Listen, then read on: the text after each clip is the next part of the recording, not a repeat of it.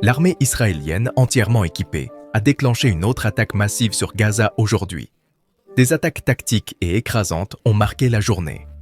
Aux premières heures du matin, Israël a lancé des frappes aériennes depuis la ville de Sderot vers Beit Hanoun. Peu de temps après, la maison du leader du Hamas, Ismaël Geni, a été la cible d'une attaque par les forces israéliennes. Un drone militaire israélien a tiré un missile sur la résidence d'Ismaël Geni à Gaza. Ces incursions intensives ont causé des ravages parmi les habitants de Gaza aujourd'hui. De plus, Israël a réalisé une avancée significative. Des soldats de la brigade JTI des forces de défense d'Israël ont pris le contrôle d'une position forte dans le nord de la bande de Gaza. Avec cette victoire stratégique, des documents d'une importance capitale pour l'avancement du conflit ont été découverts. On présume que l'installation abritait des membres terroristes de Naha, ainsi que le renseignement du Hamas basé à Jabalah.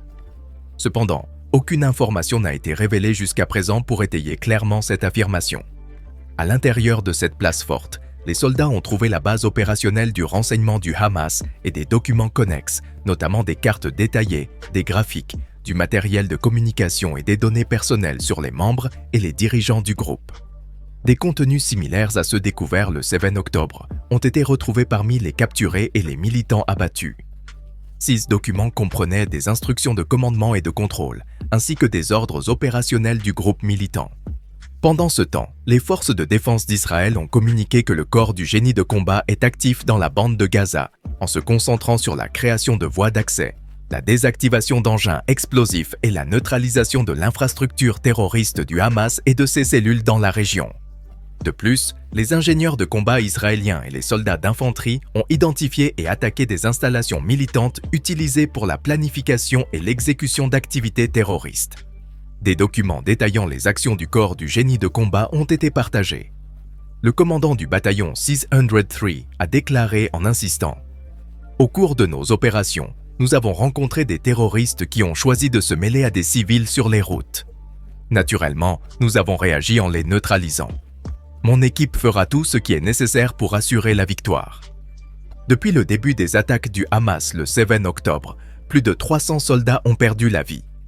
Dans les premières heures d'aujourd'hui, les divisions blindées et de renseignement ont mené plusieurs tentatives d'attaque contre les systèmes de tunnels et les forces du Hamas à Gaza et à Tyra. En conséquence, les forces blindées sont actuellement engagées avec 15 militants simultanément. Beaucoup d'entre eux ont été neutralisés par les soldats et les chars dirigés ont détruit 3 postes d'observation ou plus. Dans une action coordonnée entre les forces de défense d'Israël et le Shin Bet, une opération contre les militants du Hamas à Cisjordania a eu lieu hier soir. Au cours de cette opération, un certain nombre d'individus liés au Hamas et suspectés de participer à des activités terroristes ont été arrêtés. Dans la région de Gush Etzion, près de la ville palestinienne de Beit Oumar, des dizaines de suspects ont été détenus. Simultanément, des soldats israéliens ont trouvé des équipements militaires. Lors des inspections, ils ont rencontré une forte résistance tout au long de la journée. Au milieu de ces opérations, les forces israéliennes ont fait face à des obstacles et à des manifestants lançant des pierres. En réponse, elles ont utilisé des tirs réels, entraînant de multiples blessures parmi les manifestants dans la ville palestinienne de Ja'a. Des militants ont lancé des explosifs contre les forces de défense d'Israël et le personnel du Shin Bet à Al-Fawar.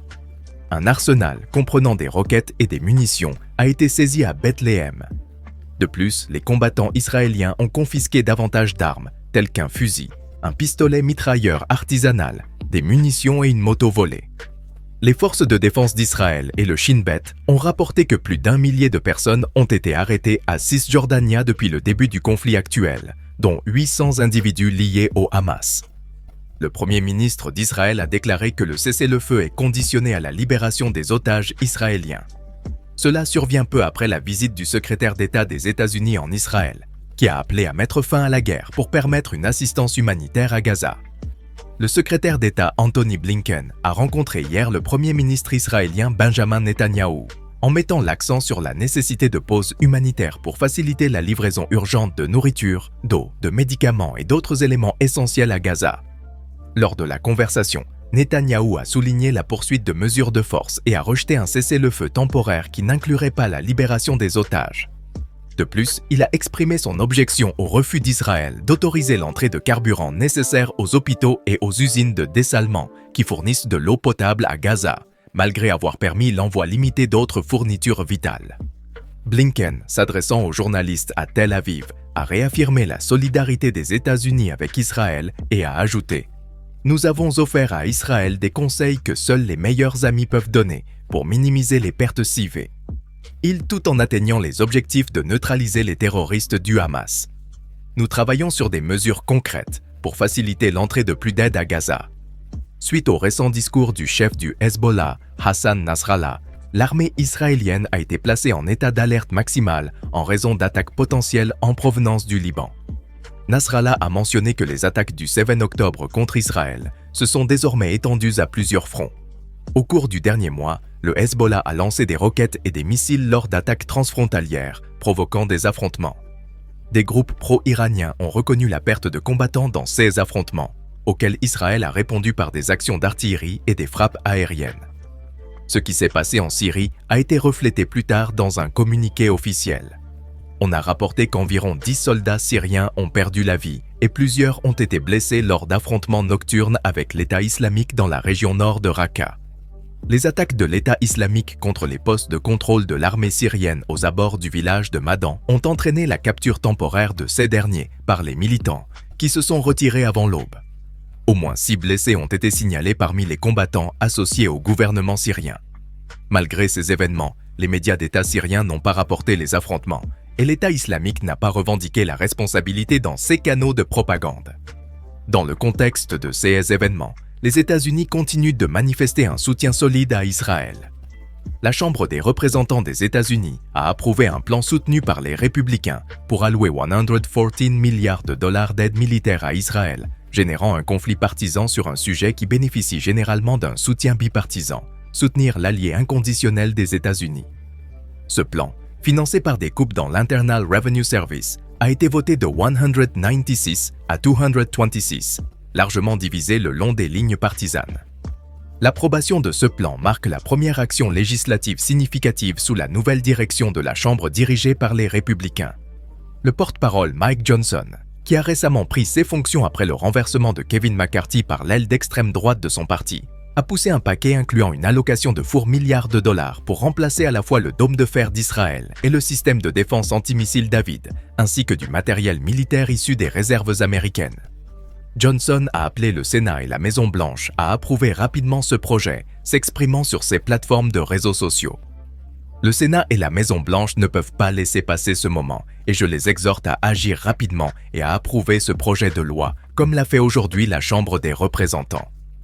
Cependant, les perspectives que cette législation devienne loi sont minces, car les démocrates ont exprimé leur opposition en raison des réductions de dépenses et de l'absence d'aide à l'Ukraine. Pour que cette proposition devienne loi, elle doit être approuvée par le Sénat, où les démocrates détiennent la majorité, et obtenir la signature de Biden avant le vote. La Maison-Blanche a mis en garde contre les impacts dévastateurs et les implications pour notre sécurité et nos alliances dans les années à venir si cette loi devait être adoptée.